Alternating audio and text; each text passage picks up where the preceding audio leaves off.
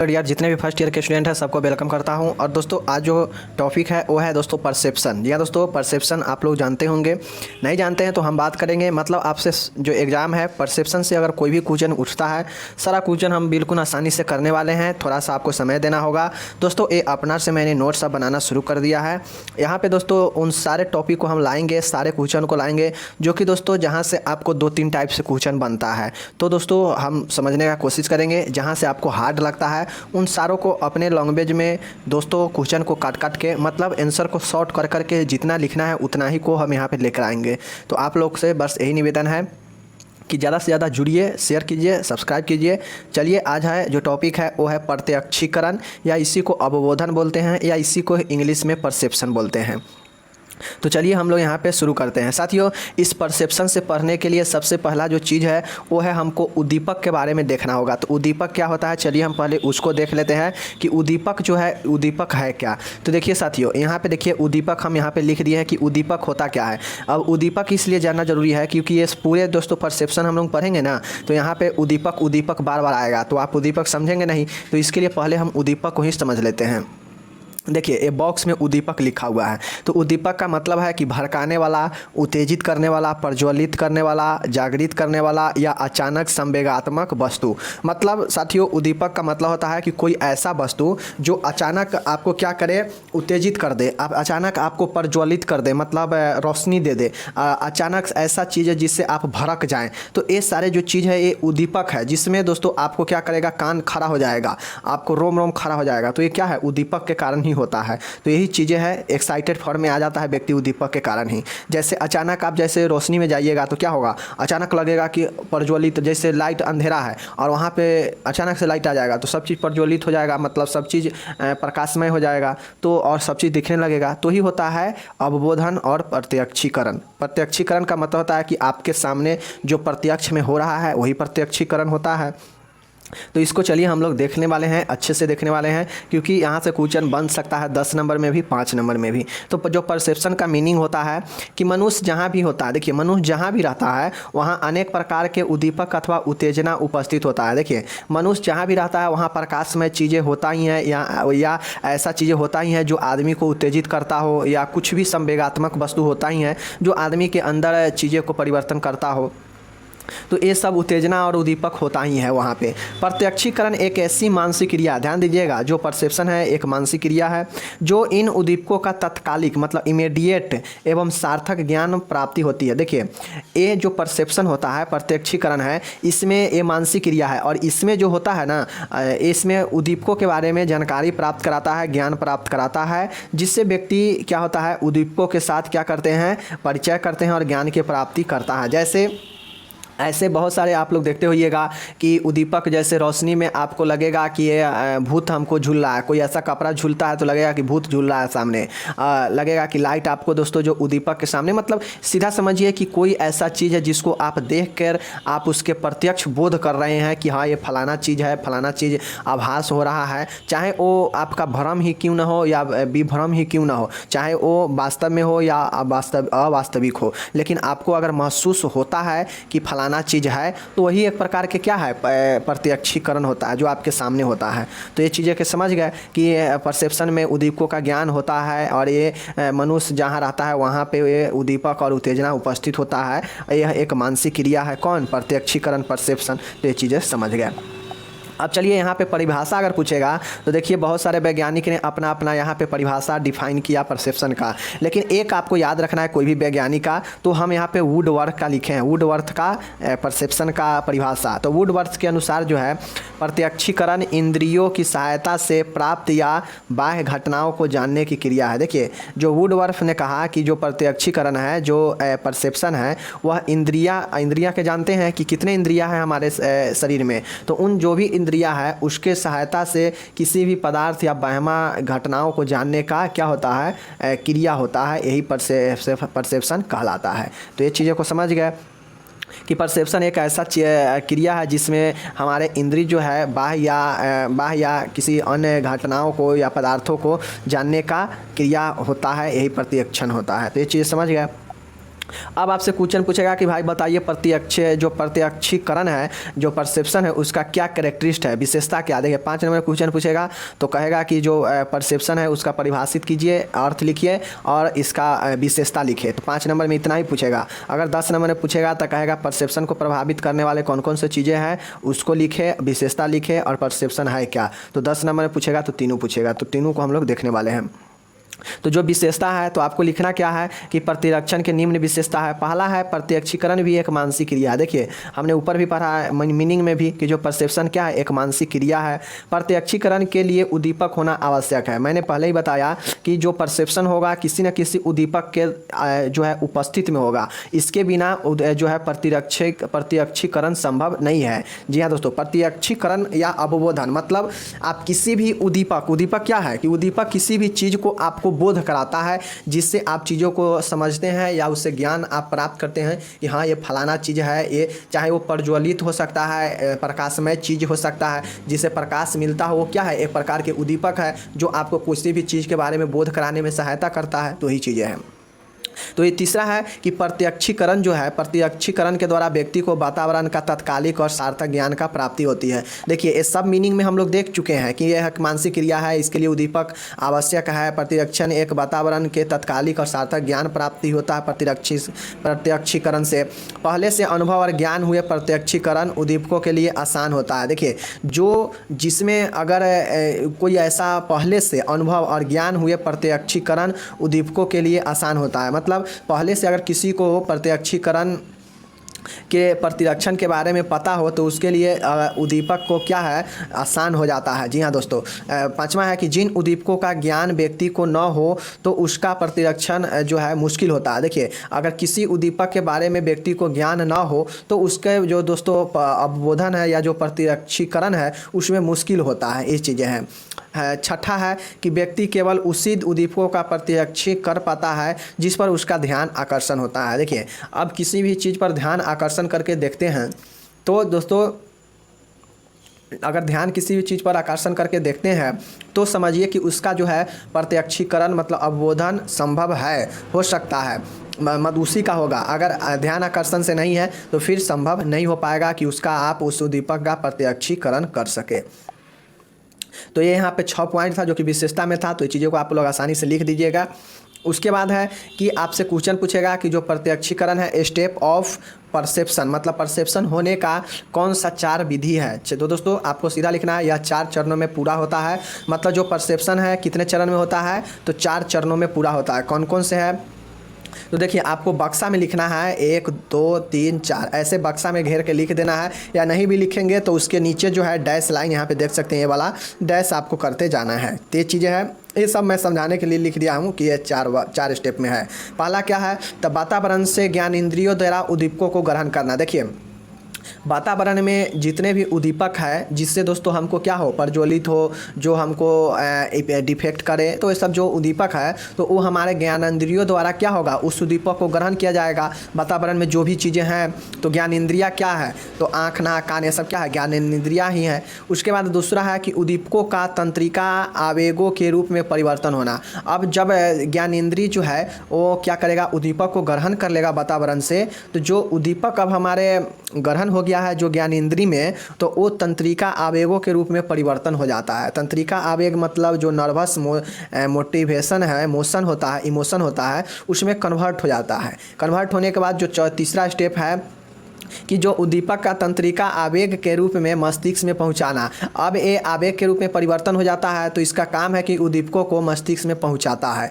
मस्तिष्क में जब पहुंचा देता है तो जो चौथा स्टेप है तब ये क्या करता है, उद्दीपकों का प्रत्यक्ष बोध या प्रत्यक्षीकरण होता है। मतलब पहले क्या करता है, ये वातावरण से प्राप्त करता है ज्ञानेंद्रिया, उद्दीपकों को ग्रहण करता है। उसके बाद जब ग्रहण कर लेता है तो जो उद्दीपक ग्रहण हो जाता है तो वो तंत्रिका आवेग के रूप में क्या होता है, नर्वस सिस्टम के रूप में नर्वस में रूपांतरित हो जाता है। और रूपांतरित होने के बाद क्या होता है, जब ये रूपांतरित हो जाता है तो ये उद्दीपक जो है तंत्रिका आवेग के रूप में मस्तिष्क में पहुंचता है। और जब मस्तिष्क में पहुंच जाता है तो फिर हम किसी चीज़ को क्या करते हैं, बोध करते हैं कि हाँ ये फलाना चीज़ है, ये चिलाना चीज़ है। किसी भी चीज़ के बारे में हम बोध कर पाते हैं प्रत्यक्ष रूप से, और वही होता है प्रत्यक्षीकरण। तो ये 4 स्टेप में ये पूरा होता है। आप लोग इसको पढ़ लीजिएगा एक बार अच्छा से। अब यहाँ पे जो आता है आपसे क्वेश्चन पूछेगा कि प्रभावित करने वाला कारक कौन कौन से है, मतलब जो उद्दीपक है, जो प्रत्यक्षीकरण है, मतलब अफेक्टिंग ऑफ परसेप्शन, परसेप्शन को प्रभावित करने वाला कौन कौन से कारक है। तो यहाँ पे देखिए, मनुष्य द्वारा किए जाने वाले प्रत्यक्ष बोध पर अनेक कारकों का प्रभाव पड़ता है। देखिए, जो प्रत्यक्षीकरण है उसमें दोस्तों दो प्रकार से होता है, एक होता है प्रत्यक्ष बोध, एक होता है अप्रत्यक्ष बोध। तो जो अप्रत्यक्ष बोध होता है उसमें अनेक प्रकार के प्रभाव पड़ता है और कुछ ऐसे स्वतंत्र रूप से प्रभावित करता है जिसकी कुछ अंतःक्रिया के फलस्वरूप इस क्रिया को प्रभावित करता है। और जो अंतःक्रिया वाला जो होता है बोध, जो अंतःक्रिया वाला होता है वही होता है अप्रत्यक्ष, क्योंकि यह अंदर ही अंदर होता है तो पता नहीं चल पाता है, यानी अप्रत्यक्ष होता है। और जो सामने बोध होता है उसी को प्रत्यक्ष बोध कहते हैं, जिसमें अनेक प्रकार चीज़ों जो है प्रभावित करता है इस प्रत्यक्ष बोध को, और वही क्या होता है, प्रत्यक्षीकरण होता है। तो ये चीज़ें हैं, ये चीज़ें हैं। अब यहाँ पे आप लोग देख सकते हैं कि प्रभावित करने वाले कारकों में मुख्य रूप से 3 भागों में बांटा जाता है, और जो परसेप्शन को प्रभावित करता है उसको 3 भागों में मुख्यतः बांटा जाता है। कौन कौन भाग है? पहला है व्यक्तिगत कारण, दूसरा है सामाजिक कारण, और जो तीसरा है वस्तुगत कारण। दोस्तों, व्यक्तिगत कारण में जो परसेप्शन होता है उसमें क्या क्या होता है उसको देखना होगा। सामाजिक कारण कौन कौन सा है जो कि परसेप्शन को प्रभावित करता है उसको देखना होगा। और जो वस्तुगत कारण है कौन कौन सा है जो कि परसेप्शन को प्रभावित करता है तो उसको देखेंगे। एक बार और देख लीजिए कि उद्दीपक क्या है। तो उद्दीपक वैसा दोस्तों एक ऐसा क्रिया है जो आपके भड़काने वाला बनाएगा, या इसको हम वस्तु भी कह सकते हैं। उद्दीपक एक ऐसा पदार्थ या वस्तु हो सकता है जो भड़काने वाला बना सकता है, उत्तेजित कर सकता है, जो प्रज्वलित हो सकता है, जो जागृत आपको कर सकता है, जो अचानक संवेग पैदा कर सकता है। ऐसे सारे वस्तु है जो उद्दीपक के अंतर्गत आता है। तो इस चीज़ों को समझ लीजिए, क्योंकि परसेप्शन में उद्दीपक का ही सबसे बड़ा रोल है। यही उद्दीपक का ही दोस्तों बोध होता है सामने से, और वही होता है प्रत्यक्षीकरण। तो व्यक्तिगत कारण में जो है प्रभाव डालता है उसमें क्या क्या है देखिए पहला जो है व्यक्तिगत कारक का प्रभाव। तो जो प्रत्यक्ष बोध के अध्ययन के बाद यह पता चलता है कि इस प्रक्रिया में प्रत्यक्ष बोध करने वाले व्यक्ति से संबंधित कारकों का महत्वपूर्ण प्रभाव पड़ता है, जो निम्न है। देखिए, व्यक्तिगत कारकों का प्रभाव अगर आपसे पूछेगा तो सीधा बताइएगा कि जो भी प्रत्यक्ष बोध के अध्ययन के बाद, हम लोग प्रत्यक्षीकरण पढ़े हैं ना, तो वही प्रत्यक्ष बोध है। तो मतलब प्रत्यक्ष बोध के अध्ययन के बाद यह पता चला कि इस क्रिया में प्रत्यक्ष बोध को जितने भी प्रत्यक्ष बोध करने वाले जितने भी व्यक्ति है उससे संबंधित जितने भी महत्वपूर्ण कारक है उसका प्रभाव निम्न प्रकार से पड़ता है। मतलब सीधा समझिए कि जो व्यक्तिगत कारक है जो प्रभाव करता है प्रत्यक्षीकरण को, वो अलग अलग तरीके से व्यक्ति को प्रभावित करता है, जो कि अलग अलग है। पहला क्या है? शारीरिक। देखिए, ये खुद व्यक्तिगत रूप से आपका शरीर है तो आपको भी प्रभावित आपका खुद शरीर कर सकता है, तो यह क्या है? एक व्यक्तिगत है, इसीलिए शारीरिक आवश्यकता का प्रभाव है। दूसरा है मानसिक वृत्ति का अभाव। दोस्तों, मानसिक वृत्ति का अभाव के मतलब क्या हुआ कि मानसिक विकार होगा, वही मानसिक वृत्ति अभाव होगा, ये भी व्यक्तिगत है। तीसरा है वस्तु के महत्व के प्रभाव। दोस्तों, आपके अंदर किसी वस्तु का कितना महत्व का प्रभाव पड़ रहा है, जैसे कोई वस्तु आपके ऊपर कितना इंपॉर्टेंट है, आपके लिए कितना इंपॉर्टेंट है, वो कितना प्रभाव देता है, तो ये भी एक दोस्तों क्या व्यक्तिगत ही है। उसके बाद है आइडेंटिटी। दोस्तों, किसी का पहचान या तद्रूपता जिसको बोलते हैं, तो ये आइडेंटिटी भी किसी व्यक्ति में दोस्तों प्रत्यक्षीकरण का एक बहुत बड़ा रोल निभाता है और उसे प्रभावित करता है। उसके बाद है ई में है कि अभिवृत्ति। दोस्तों, एटीट्यूड जो होता है व्यक्तिगत रूप से भी क्या करता है, किसी भी चीज़ को बोध कराने में दोस्तों बहुत बड़ा प्रभाव डालता है। उसके बाद दोस्तों अभिप्रेरण मतलब मोटिवेशन। मोटिवेशन दोस्तों भी एक ऐसा चीज़ है जो आपको व्यक्तिगत चीज़ों को प्रभावित करता है प्रतिरक्षण में। तो दोस्तों, ये आपको यहाँ पे जो 6 जो है व्यक्तिगत कारकों को प्रभाव करने वाला जो 6 टाइप्स है, जो कि शारीरिक है, मानसिक है, वस्तु के महत्व है, तद्रूपता है, अभिवृत्ति है या अभिप्रेरणा है। तो इस 6 को आप लोग देख लीजिएगा। इसमें 6 के बारे में लिखना नहीं है, बस आपको इस सिर्फ 6 के बारे में लिख दीजिएगा, कहानी हो जाएगा ख़त्म। अब चलते हैं हम लोग सामाजिक कारकों के प्रभाव देखे हैं ना, उसको देखते हैं। तो दोस्तों, मनोवैज्ञानिक अध्ययन द्वारा यह पता चला कि विभिन्न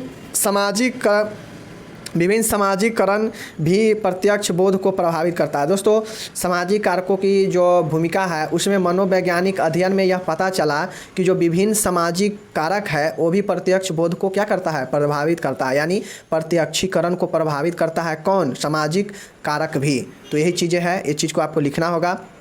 इसमें कौन कौन सी चीज़ें हैं जो कि प्रभावित करता है, तो इसमें ज़्यादा नहीं है, 3 चीज़ें हैं। समाज में जो जो चीज़ें हैं जिसके होने से आपको प्रत्यक्षीकरण में प्रभावित हो सकता है वही चीज़ें हैं। जैसे समाज में कौन सी चीज़ें से आपके अंदर बदलाव आ सकता है प्रत्यक्ष रूप से, तो एक है सामाजिक मानक और मनोवृत्ति। मनोवृत्ति का मतलब होता है कि दोस्तों जो एटीट्यूड है, जो दोस्तों आपके एक समाज में स्टैंडर्ड तय किया गया है कि हाँ जो लड़का है वो लड़की, वो लड़का है तो ये इस कैटेगरी का, लड़की है तो इस कैटेगरी का है, मतलब ये इस कैटेगरी का है, ये इस कैटेगरी का है, तो वो भी क्या है, एक सामाजिक मानक तय कर दिया गया है। तो इसका भी एक प्रभाव पड़ता है किसी भी चीज़ को बोध करने में। दूसरा है प्रचार, दोस्तों प्रोपेगेंडा। अब किसी भी चीज़ के दोस्तों प्रचार करके भी उसको प्रत्यक्ष बोध किया जा सकता है कि हाँ आप फलाने को वोट दीजिए, आप उस चिलाने को वोट दीजिए, आप उसको वोट दीजिए। तो क्या है, एक प्रकार से किसी के बारे में आप बोध ही करा रहे हैं प्रत्यक्ष रूप से, तो वही क्या है, प्रचार भी प्रभावित करता है सामाजिक तौर पे। सी नंबर में है कि सामाजिक सुझाव। अब देखिए समाज में जो सामाजिक कारकों के जो प्रभाव है प्रतिरक्षण में, उसमें एक सामाजिक सुझाव मतलब सोशल सजेशन भी है। कैसे है, तो जो सामाजिक सुझाव है, अब इसमें बहुत सारे लोग हैं जो कि आपको सुझाव भी देते हैं, जिससे आपको क्या होता है, चेंजेज होता है, मतलब किसी भी चीज़ में चेंज आता है। तो वो भी क्या करता है, आपको दोस्त किसी भी चीज़ को बोध करने में आपको क्या करता है, मदद करता है। तो वो भी क्या है, प्रभाव डालता है सामाजिक रूप से प्रत्यक्षीकरण पे। तो ये चीज़ें हो गया। अब दोस्तों यहाँ पे जो तीसरा है देख सकते हैं कि वस्तुगत कारकों का प्रभाव। अब जो वस्तुगत कारकों के प्रभाव जो हम लोग तीसरा टाइप से देखे हैं प्रभावित करने में, तो जो वस्तुगत कारक है उसमें निम्न प्रमुख कारण है जिसके कारण वस्तुगत प्रभावित होता है, परसेप्शन को करता है। ए में है वस्तु का रंग। देखिए वस्तु का रंग है जो कि वस्तु को प्रभावित करता है। आप किसी चीज़ को दोस्तों देखेंगे तो अगर वो वस्तु लाल रंग का दिखाई देता है तो क्या है, आप उसको कैसे बोध करेंगे कि ये वस्तु लाल रंग का है, और लाल रंग के आपको प्रकाश दिखाई देगा उसका, तो आपको क्या करेगा, लाल रंग से बोध करेंगे उसको। तो यही है वस्तु का रंग। दूसरा है वस्तु की स्थिति। अब वस्तु ऊंचा रखा है, नीचा रखा है, वस्तु टेबल पर रखा है, वस्तु कुर्सी पर रखा है, तो आप किसी भी चीज़ को बोध कैसे करेंगे, तो जहाँ पे रखा रहेगा उस स्थिति को देख के बोध करेंगे, ये चीज़ें हैं। उसके बाद तीसरा है वस्तु के प्रदर्शन कला, मतलब शोइंग टाइम, मतलब अब वस्तु किस जगह पे कैसा शो कर रहा है, तो उस चीज़ के बारे में भी ये चीज़ को जो है बोध कराता है प्रतिरक्षण को। और ये वस्तुगत कारक पर क्या करता है, निर्भर करता है। तो यही चीज़ें हैं। उसके बाद है वस्तु का आकार। अब वस्तु कितना छोटा है, कितना बड़ा है, कितना क्या है, तो वस्तु का आकार भी कहीं ना कहीं प्रत्यक्ष रूप से बोध कराने में प्रभावित करता है। तो यही चीज़ें हैं। उसके बाद ई नंबर है कि उद्दीपकों की नवीनता। अब देखिए जो उद्दीपक है कितना नया है, इस चीज़ पे भी बहुत बड़ा निर्भर करता है कि किसी वस्तु को आप अगर देख रहे हैं, जैसे लाइट लगाए हैं, बल्ब लगाए हैं, अगर वो बल्ब पुराना है तो आपको रोशनी कम देगा और किसी वस्तु को पहचानने में थोड़ा क्या होगा, प्रॉब्लम करेगा, अच्छा से नहीं पहचान पाइएगा। लेकिन अगर वो जो बल्ब जल रहा है, जो प्रज्वलित है, वो क्या है, नया है, नया तो अत्यधिक रोशनी देगा क्योंकि उस पर कोई गंदगी लगा नहीं है। तो इसलिए क्या है, वो नया भी जो उद्दीपक है, जो प्रज्वलित वाला है, वो क्या करेगा, वो आपके अंदर प्रभावित करेगा प्रतिरक्षण को। प्रतिरक्षण स्पष्ट रूप से जान लीजिए कि किसी वस्तु के बारे में बोध कराता है, ज्ञान का प्राप्ति कराता है प्रत्यक्ष रूप से, वही होता है प्रत्यक्षीकरण। तो ये चीज़ हो गया। अब ये चीज़ें देख लिया। अब देखिए दोस्तों जो क्वेश्चन एक और बन सकता है कि प्रतिरक्षीकरण में होने वाले 2 त्रुटियां कौन कौन सा है। तो दोस्तों जो प्रतिरक्षीकरण है, एरर ऑफ परसेप्शन, आपसे पूछेगा कि एरर ऑफ परसेप्शन होता क्या है, बताइए 5 नंबर में। तो आपसे लिखना पड़ेगा कि जो परसेप्शन ऑफ एरर है ये मात्र 2 प्रकार का होता है। एक है विभ्रम मतलब हैलुसिनेशन, और दूसरा है भ्रम मतलब इल्यूशन। तो ये चीज़ को ध्यान में दीजिए, सेकेंड ईयर में भी हैलुसिनेशन और इल्यूशन पढ़ना है। तो चलिए अभी देखते हैं। दोस्तों जो विभ्रम होता है यह क्या होता है, यह एक ऐसा स्थिति होता है, ध्यान में दीजिएगा, विभ्रम एक ऐसा स्थिति होता है जिसमें जो उद्दीपक है, उद्दीपक अभी हम लोग देखे हैं कि जो प्रज्वलित वाला हो, जो भड़काने वाला हो, जो संवेगात्मक उत्पन्न करने वाला हो, वैसा वस्तु को उद्दीपक कहते हैं। तो यह एक ऐसा स्थिति होता है जिसमें उद्दीपक होने के अनुपस्थित में भी उपस्थित का आभास होता है, विभ्रम कहलाता है। जैसे एक डरा हुआ व्यक्ति रात में हिलते हुए पर्दे को भूत समझ लेता है। दोस्तों अब आपको अच्छा से समझ में आएगा कि उद्दीपक होता क्या है और विभ्रम है क्या।